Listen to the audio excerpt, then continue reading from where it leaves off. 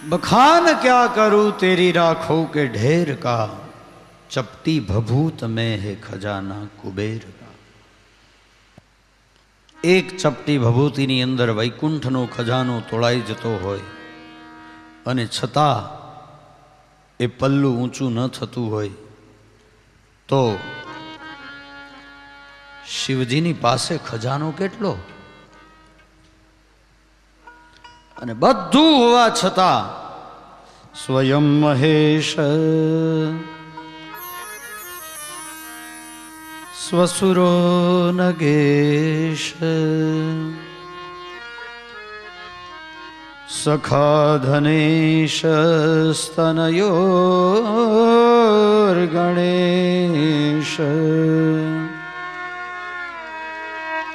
तथापि भिक्षाटनमेव शंभो बलीयसी केवल ईश्वरेच्छा।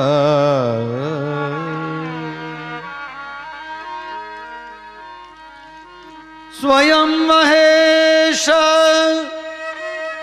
स्वसुरो नगेश सखा धनेश स्तनयोर्गणेश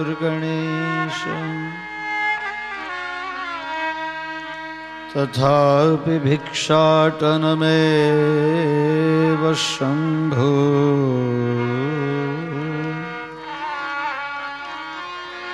बलीयसी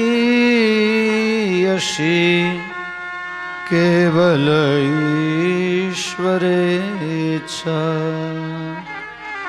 महेश पोते देवोना पण देव छे ए महादेव सखा धनेश एना मित्र स्वयं कुबेरजी जेना मित्र छे स्तनयोर गणेश रिद्धि अने सिद्धिना जे दाता भगवान गणेश जेना पुत्र छे।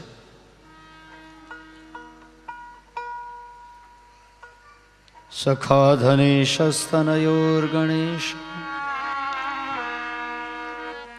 स्वसुरो नगेश नगेश यानी कि हिमालय हिमालय जेना ससरा छे एनी पासे पण अखूट संपत्ति जे मित्र कुबेर एनी पासे पण अखूट संपत्ति अने रिद्धि अने सिद्धिना दाता भगवान गणपति जेना पुत्र अने छता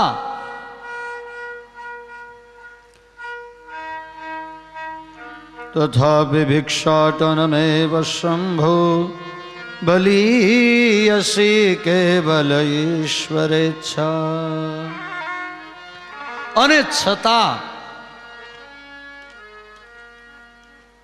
जेने भिक्षाज मांगी अने पोतानुं जीवन चलाववुं छे कोईनी पासे कई मागवुं नथी ए भगवान महादेव तो बोलो एने लोभ पर काबू कर्यो के नहीं। तो काम पर विजय क्रोध पर विजय लोभ पर विजय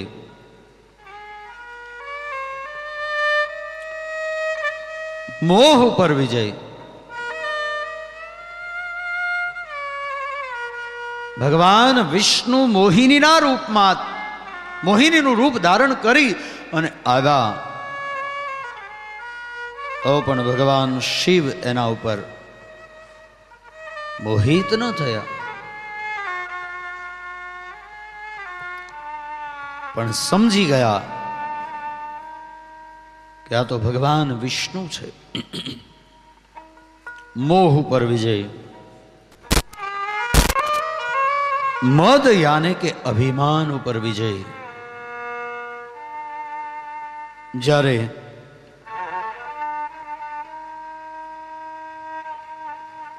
विश्व सृजा सत्रनी अंदर पोताना ज ससरा दक्ष महाराजे एमनु अपमान कर्यु अने छता हूँ महादेव छू एवो अहंकार एने न थयो। सभाने छोड़ीने गया मोह पर विजय प्राप्त ए अभिमान पर विजय प्राप्त करेलू छे। તો જેણે આ 6 વિકારો એના ઉપર વિજય પ્રાપ્ત કર્યો એ ભગવાન શિવ. એની કથાને જો સાંભળીએ તો તમને નથી લાગતું કે આપણે પણ એના ઉપર વિજય પ્રાપ્ત કરી શકીએ? સુત પુરાણી શૌનકાદી ઋષિઓને એ જ વાત કહે છે કે હવે હું તમને એ કથા કહેવા માટે જઈ રહ્યો છું કે જે કથા ભગવાન શિવ કે જેણે 6 વિકારો ઉપર વિજયને પ્રાપ્ત કર્યો છે એ ભગવાન શિવની કથા હું આપને કહેવા માટે જઈ રહ્યો છું. શિવ મહાપુરાણ. અને શિવ મહાપુરાણ એ ભગવાન શિવનું વાંગમય વિગ્રહ છે, વાંગમય સ્વરૂપ. જેવી રીતે શ્રીમદ ભાગવત એ શ્રીનાથજીનું વાંગમય સ્વરૂપ છે, કૃષ્ણનું વાંગમય સ્વરૂપ છે. દેવી ભાગવત એમાં ભગવતી જગદંબાનું વાંગમય સ્વરૂપ છે. એ જ રીતે શિવ મહાપુરાણ એ ભગવાન ભોલેનાથની વાંગમય મૂર્તિ છે. અને એ વાંગમય વિગ્રહ એની પૂજા કેવી રીતે થઈ શકે? તો એક ભગવાનનું સાકાર સ્વરૂપ છે. સાકાર સ્વરૂપ કોને કહીશું આપણે? ભગવાન શિવની મૂર્તિ હોય એને સાકાર સ્વરૂપ કહેવાય. બીજું નિરાકાર સ્વરૂપ. તો નિરાકાર કોને કહીશું? તો કે જ્યાં ભગવાન શિવના લિંગની પૂજા થતી હોય આને નિરાકાર કહે. અને ત્રીજું ભગવાનનું વાંગમય સ્વરૂપ કે જ્યાં શિવ પુરાણની કથા થતી હોય ને એનું શ્રવણ કરીએ એ ભગવાન શિવના વાંગમય સ્વરૂપની પૂજા છે, વાંગમય વિગ્રહની પૂજા છે. અને જે વ્યક્તિ ભગવાન શિવના એ મહાપુરાણની કથા અને શિવના એ ચરિત્રોની કથાનું ભાવ અને શ્રદ્ધાની સાથે શ્રવણ કરે છે એ શિવ સાયુજ્યની પ્રાપ્તિ કરે છે, શિવલોકની પ્રાપ્તિ કરે છે, શિવલોકની અંદર જાય છે. કથા શ્રવણ કરે એ પણ શિવલોકનો ગામી બને અને કથાનું જે વર્ણન કરે ભાવ અને શ્રદ્ધાની સાથે એ પણ શિવ સાયુજ્યની પ્રાપ્તિ કરે છે.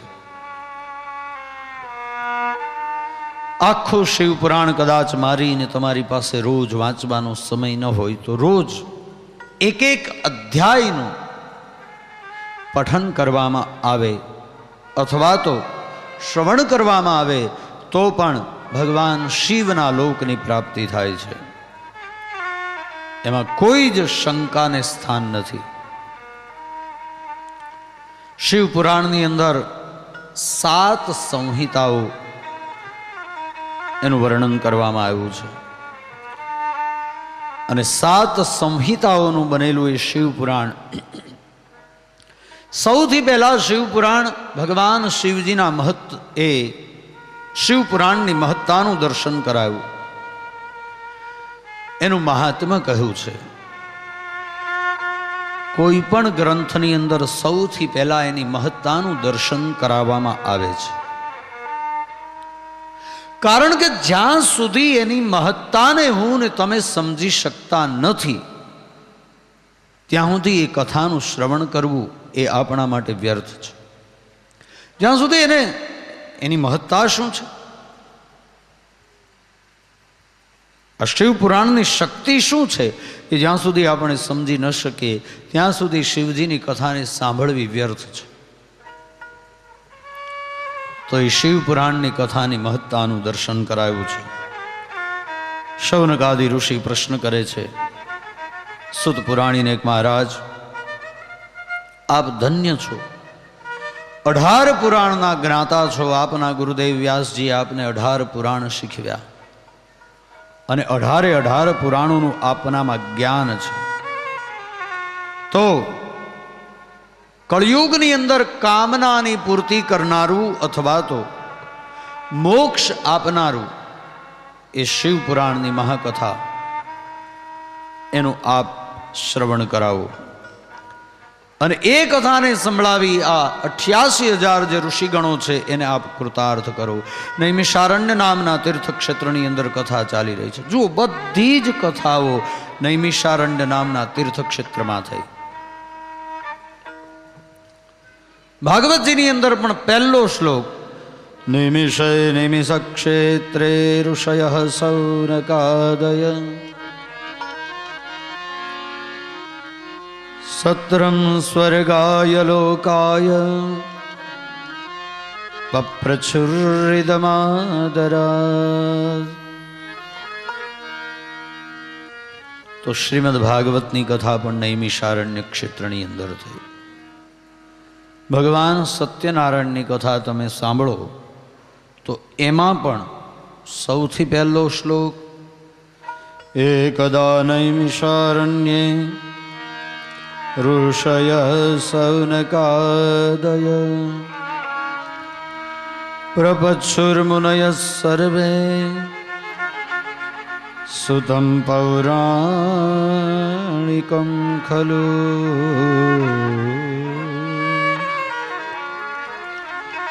એ પણ નૈમિષારણ્યની અંદર. એ સત્યનારાયણની કથા એટલી જ નથી, એ તો પદ્મ પુરાણની અંદર, એ સ્કંદ પુરાણની અંદર એનો વિસ્તાર છે. સ્કંદ પુરાણમાંથી એક નાનકડો એવો ટુકડો એમાંથી કાઢી અને ઓછા સમયની અંદર ઓછા ખર્ચમાં એ થાય એટલા માટે આપણા માટે એમાંથી એક ટુકડો બહાર કાઢી અને એને રજૂ કરવામાં આવ્યો. સ્કંદ પુરાણ એની અંદર છે સત્યનારાયણ ભગવાનની કથા. ત્યાં પણ કહ્યું, એકદા નૈમિષારણ્યે ઋષય સૌનકાદય. નૈમિષારણ્ય, આપણને એમ થાય કે નૈમિષારણ્ય નામનું ક્ષેત્ર જ શું કામ પસંદ કર્યું બધા પુરાણોની કથા માટે?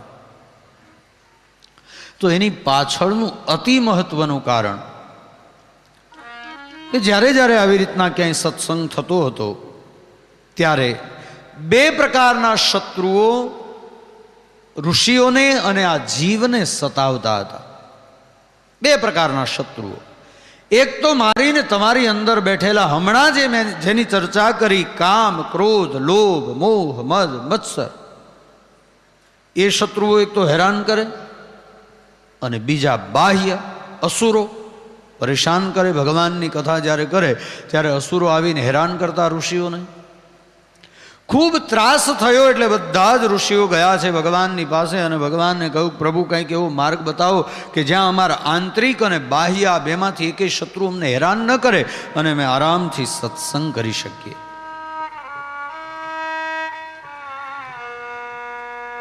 ભગવાને કહ્યું, જાઓ, હું આ સુદર્શન ચક્રને આજ્ઞા કરું છું.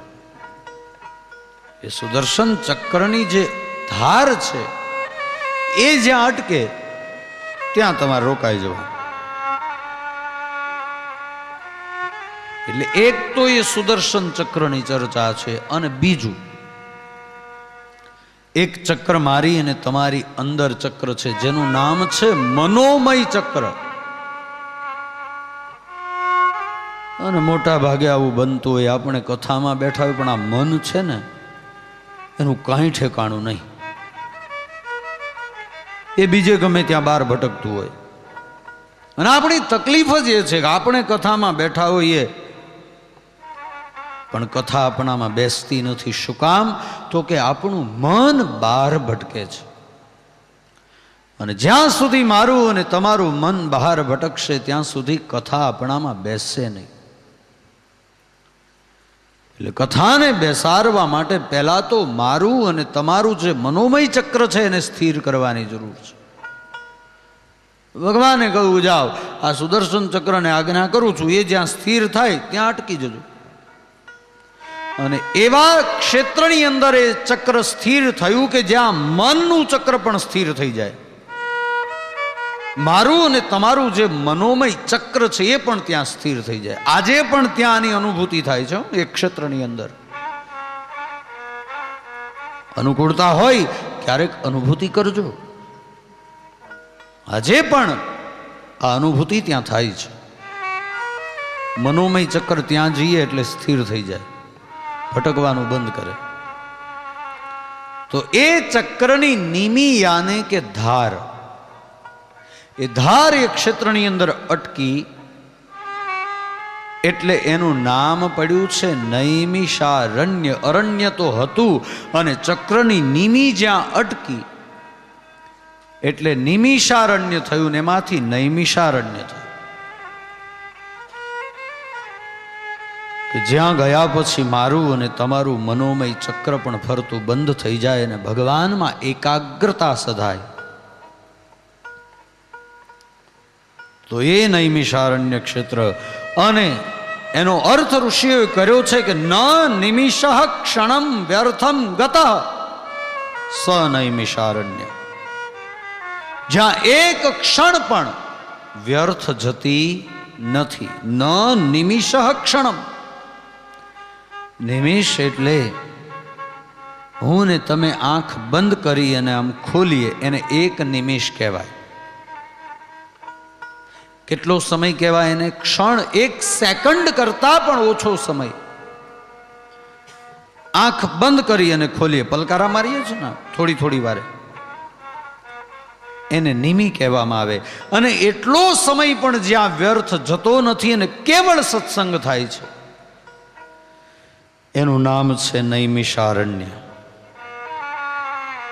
અને એ તીર્થક્ષેત્રની અંદર સુત પુરાણી શૌનકાદિ ઋષિઓને 18 પુરાણ, 18 ઉપપુરાણ, 6 શાસ્ત્ર અને 4 વેદની કથાઓનું જેણે શ્રવણ કરાવ્યું. આ નૈમિષારણ્ય નામનું તીર્થક્ષેત્ર અદ્ભુત તીર્થક્ષેત્ર છે નૈમિષારણ્ય.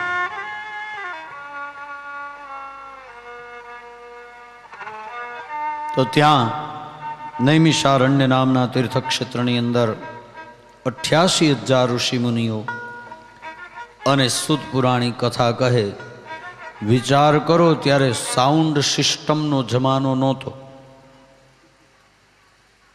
હા, એ કથા થઈ ત્યારે વગર સાઉન્ડે કથા થઈ અને 88,000 ઋષિઓ બેઠા હતા. અને છેલ્લી હરોળમાં બેઠેલ ઋષિ પણ સાંભળી શકે તો ત્યાં શાંતિ કેટલી હશે? એક ટાંચણી પડે તો એનો અવાજ આવે, આટલી શાંતિ. તો સાંભળી શકાય નહીં. તો અહીંયા તો 200 માણા માઇક વગર છેલ્લે આ હોલમાંય ન સાંભળી શકે છેલ્લે. પણ પહેલાના જમાનામાં કથાઓ થતી ત્યારે અદ્ભુત શાંતિ અને અવાજ પણ બહુ પહાડી. હવે તો બધું ખાવાનું મિશ્રણ થઈ ગયું એટલે બધા ગોટાળા થઈ ગયા. એટલે સાઉન્ડ વગર ચાલે જ નહીં. એ પાછું સારું જ જોઈએ.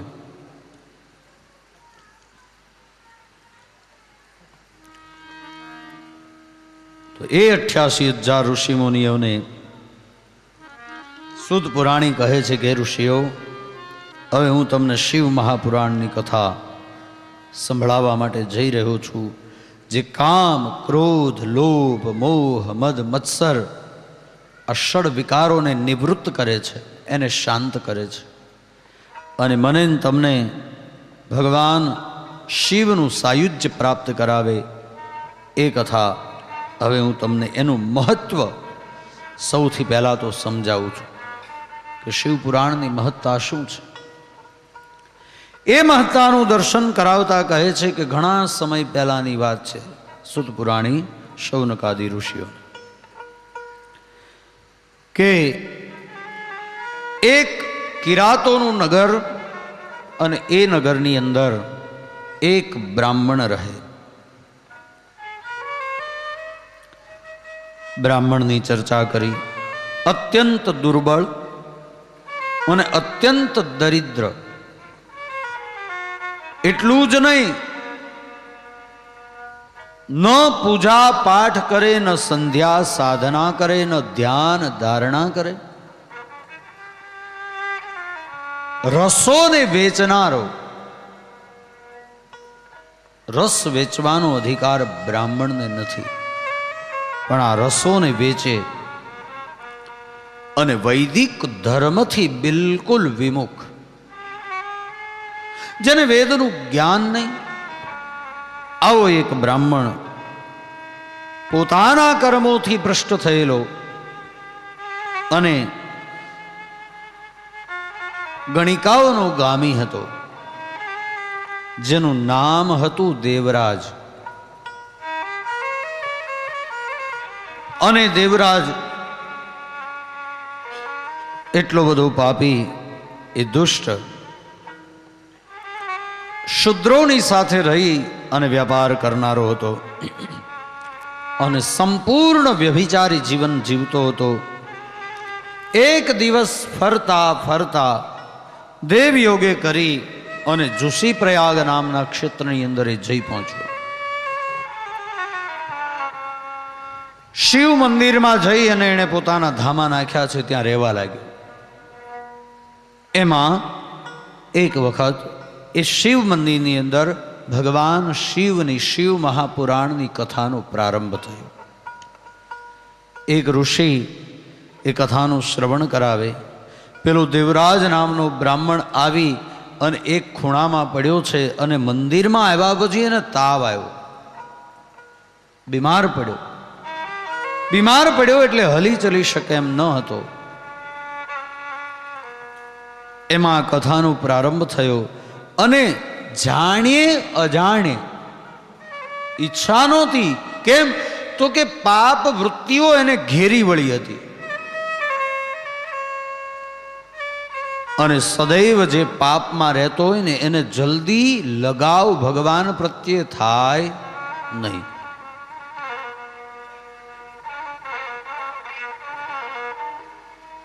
દેવરાજ નામનો બ્રાહ્મણ દેવ યોગે કરીને એને તાવ આવ્યો એટલે ત્યાં પડ્યો છે અને એમાં આ શિવ મહાપુરાણની કથા એણે સાંભળી. એક માસ સુધી આ કથા થઈ અને 1 મહિના સુધી એણે આ કથાનું શ્રવણ કર્યું અને 1 મહિના પછી કથા પૂરી થઈ અને આ બાજુ પેલા દેવરાજનો પ્રાણ ગયો. યમના દૂતોનું આગમન થયું. યમદૂતો એને યમલોકની અંદર લઈ ગયા. લઈ જઈ અને પીડવા લાગ્યા. પણ 1 માસ સુધી એણે શિવ પુરાણની કથાનું શ્રવણ કરેલું અને એ કથા એનું ફળ એને પ્રાપ્ત કેવી રીતે થયું કે જેવા યમલોકની અંદર ગયા અને યમના દૂતો એને ત્રાસ આપવાની શરૂઆત કરી, ત્યાં જ ભગવાન શિવના પાર્ષદો, શિવગણો એનું આગમન થયું કે જેનું કર્પૂર જેવું તેજ છે. ગળાની અંદર દિવ્ય રુદ્રાક્ષની માળા ધારણ કરેલી છે, અંગ ઉપર ભસ્મ ચોળેલું છે અને લલાટની અંદર જેણે ત્રિપુંડને ધારણ કરેલું છે એવા ભગવાન શિવના 4 ગણોનું આગમન થયું અને યમદૂતોને મારી અને એમની પાસે રહેલો પેલો દેવરાજ બ્રાહ્મણનો જીવ એને લઈ લીધો.